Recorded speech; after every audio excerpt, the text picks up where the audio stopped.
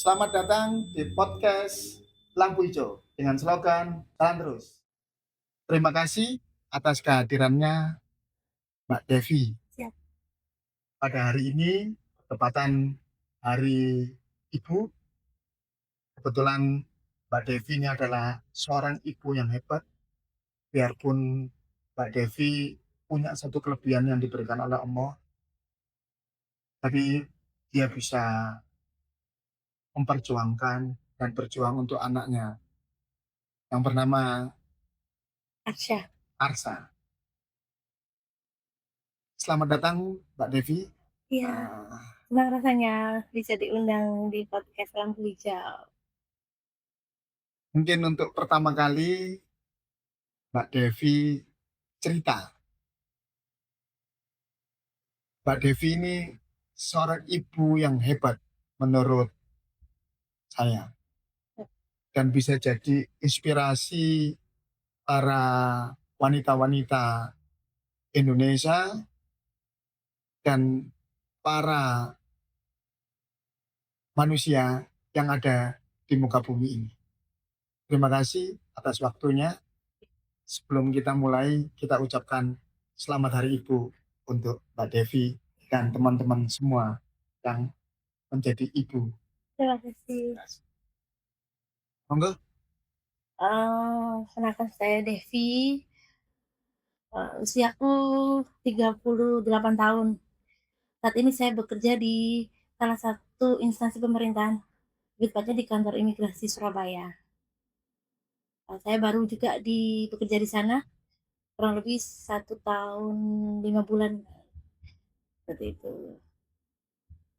Senang rasanya bisa dapat pekerjaan kembali setelah sekian lama eee, berwirausaha, dan sekarang sudah bisa bekerja lagi untuk bisa membesarkan, eee, anak sematawayangku. Mohon maaf, Ya, Mbak Devi penyandang disabilitas. heeh, saya kalau istilah internasionalnya mungkin ya, itu dwarfisme. Tapi kalau, orang Indonesia atau kita ya, bila bisa dikatakan orang pendek atau kerdil, gitu. Eh, bukan orang pendek ya, Iya. tapi mungil lah saya ngomongnya. Imut. Oh, imut kan gitu. Boleh, Oke, boleh boleh. oke, oke, oke. Terima kasih Devi. Iya. Tapi Mbak Devi selama beraktivitas tidak mengalami kendala ya? Alhamdulillah sejauh ini nggak ada kendala sama sekali, dari lingkungan keluarga, tetangga, tempat kerja, ataupun di lingkungan sekolah anakku. Kalau boleh tahu Mbak Devi ini bintangnya apa? Bintang apa ini? Nah, Bintang pejabat. kok anu ya, auranya bersinar gitu. Nah, gitu. Oh, Capricorn. Capricorn.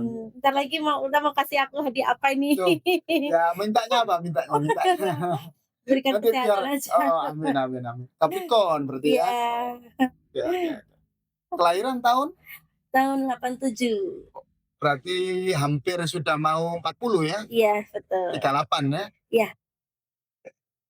Boleh saya diceritain sedikit tentang pengalaman masa kecil, terus remaja, habis itu menjadi seorang ibu. Perjalanan-perjalanan itu yang mau kita kumpas dengan obrolan santai di siang hari ini. iya. Ya, Boleh. apa Mbak Devi? Dulu semasa kecil kakiku tuh letter O banget ya, kanan kiri itu O banget, gitu kan. Terus orang tua berusaha ke dokter pakai sepatu besi supaya kakinya itu bisa lurus, maksudnya seperti itu. Karena memang dari bayi itu udah terlihat kalau kaki itu letter O, gitu kan. Terus ke dokter pakai sepatu besi kanan kiri. Alhamdulillah yang kanan sudah agak mendingan, sudah terlihat agak lurus, cuman yang kiri masih terlihat, agak bengkong gini.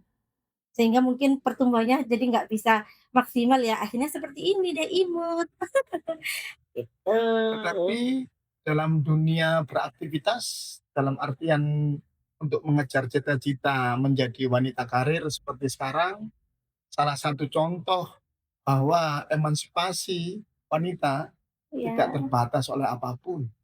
iya, iya, Bisa diceritakan? iya, aku alhamdulillah sekolahnya di sekolahan biasa. Jadi mohon maaf bukan di yang kayak SLB gitu, bukan. Jadi tetap di sekolahan umum seperti itu, sampai aku, eee, di seperti universitas ya, tapi setara universitas. Jadi aku SD, SMP itu di sekolahan biasa umum, SMA juga di sekolahan umum, sampai aku, kuliah ya, tapi hanya diploma aja, Sekarang diploma. kan masih diploma, nanti kan bisa jadi sarjana, bahkan bisa jadi doktor kan gitu. Amin, Nah, mudah-mudahan ya, setiap manusia itu kan pasti bertumbuh kan. ya, Bertumbuh itu dalam artian selalu lebih baik dan lebih baik kan. ya. Saya ingin menjadi wanita karir, biarpun saya punya kekurangan fisik seperti ini, saya harus tetap belajar. Saya pengen berkarir, pokoknya aku nggak mau jadi, ibarat kata kalau dulu kan jadi ibu rumah tangga aja gitu kan. Nah, aku nggak Ini mau. asik nih kita ngomong nih. Kenapa Ibu tidak mau menjadi ibu rumah tangga saja?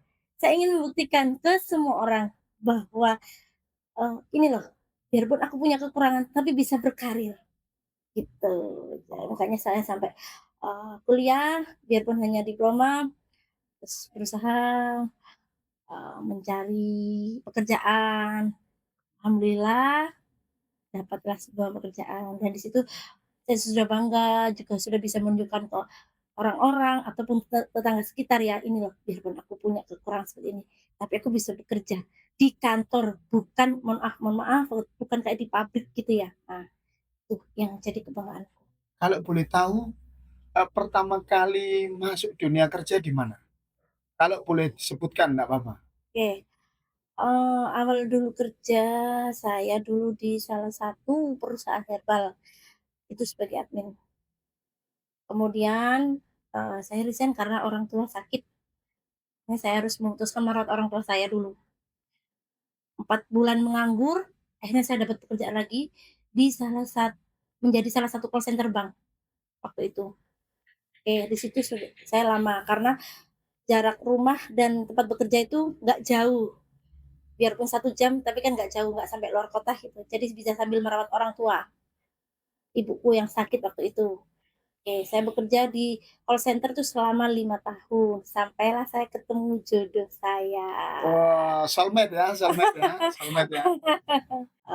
Sampailah aku ketemu jodohku, di situ aku sebenarnya bukan cinlok dari tempat kerja, tapi dikenalkan sama saudara, gitu. "Udah, kamu suka sama aku gini, ya udah kalau aku nggak mau pacaran, kalau kamu serius, ya wis kawinin aku," Oh, gitu. langsung gas gitu ya, gaspol gaspol gitu ya? Iya, nggak usah Heeh. basa-basi lah. Kalau boleh tahu namanya siapa? Kalau nama nggak perlu disebut, yang penting tapi mohon maaf, normal kalau suamiku, bukan Oh, dari, normal dalam artian laki-laki ya? iya, Ah, maksudnya beliau nggak disabilitas, gitu. alhamdulillah. Iya, itu meskipun kita jaraknya terpaut jauh 18 tahun, gitu, oke. Kan dibilang kalau laki-laki segitu kan sudah cukup matang, matang sekali ya. Ya wis nggak perlu lama-lama, kalau memang kamu suka sama aku, ya udah, kamu juga nggak usah lama-lama gitu. Sampailah di situ aku kerja di call center 5 tahun karena waktu itu aku mau melahirkan anakku, jadi aku harus resign dulu, gitu. Boleh nih ya, saya agak tanya seperti Eh, agak pribadi ya, boleh? karena Apa itu? ini kebetulan hari Ibu ya. Boleh?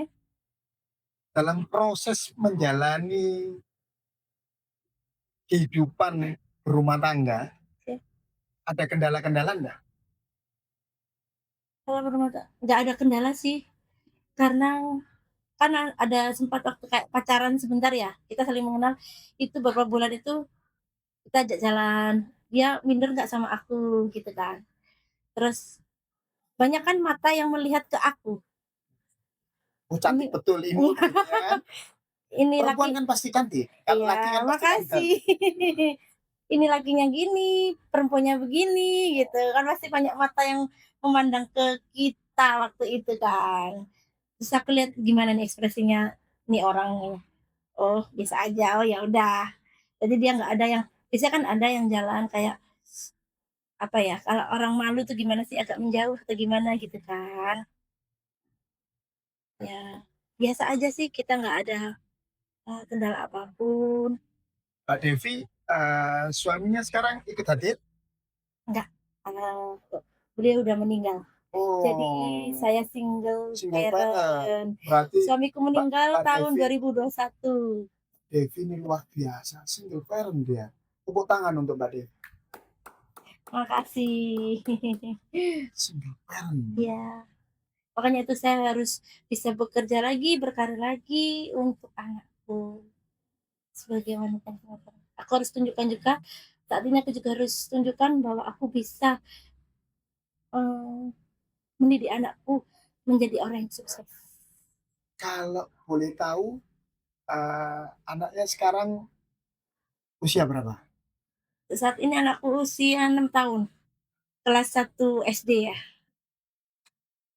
Ada kendala nggak untuk, merawat, mendidik, memberikan kasih sayang? Karena kebetulan tadi saya baru tahu kalau Mbak Devi adalah single parent, Iya, gitu, dalam artian ditinggal suaminya lebih dulu untuk siap, menghadap Allah Subhanahu wa Ta'ala, iya. dan karena takdir yang memisahkan beliau, eee, ada kendala nggak?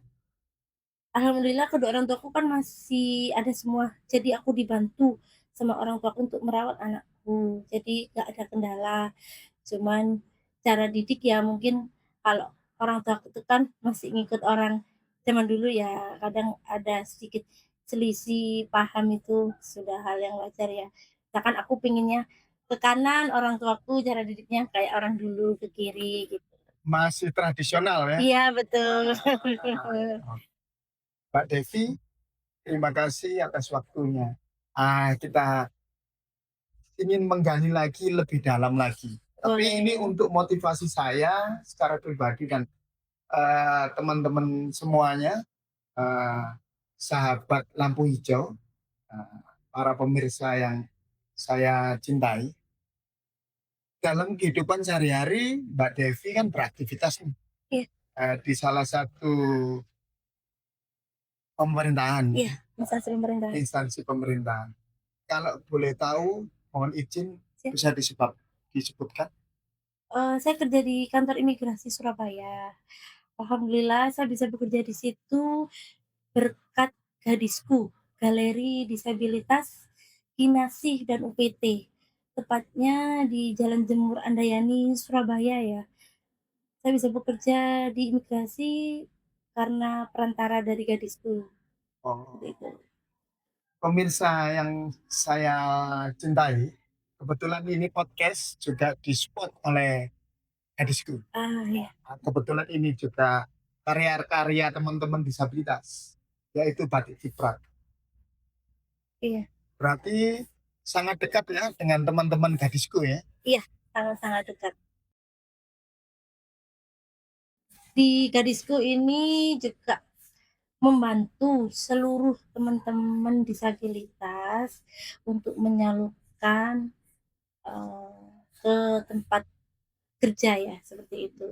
Jadi buat teman-teman disabilitas semuanya yang masih belum bekerja dan menginginkan, pekerjaan, bisa coba, datang ke Gadisku yang ada di Surabaya.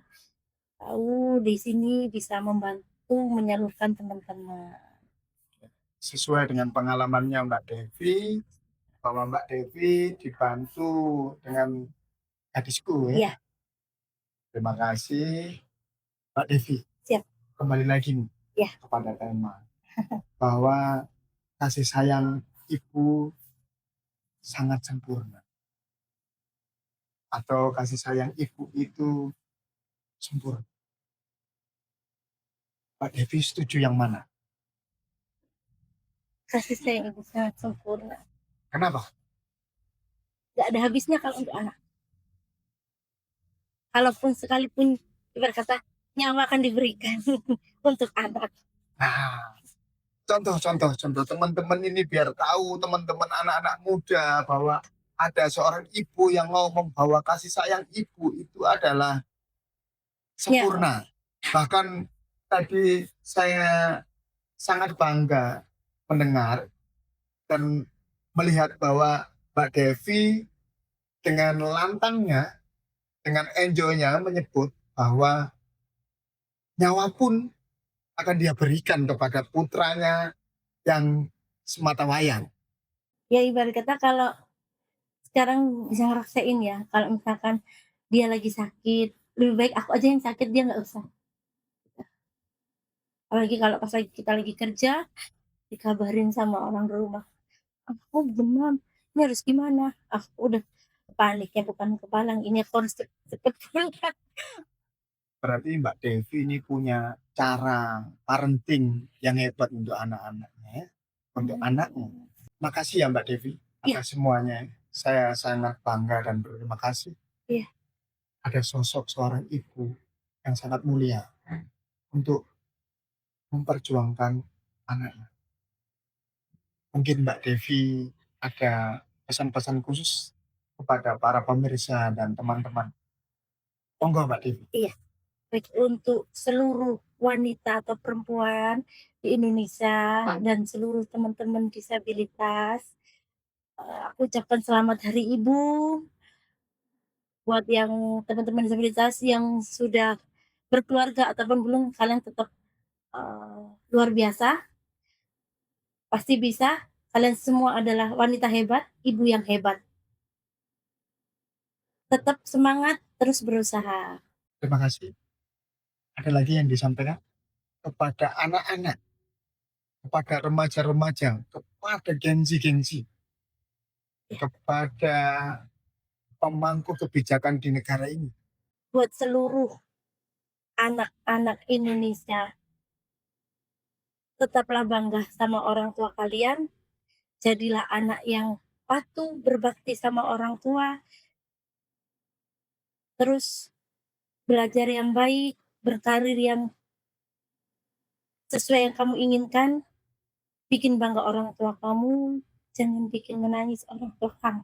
Terima kasih siang hari ini atas waktu dan kesempatan Iya, yang diberikan Mbak Devi dan teman-teman gadisku yang mhm, sudah memberikan tempat dan waktu untuk kita bisa podcast sama-sama.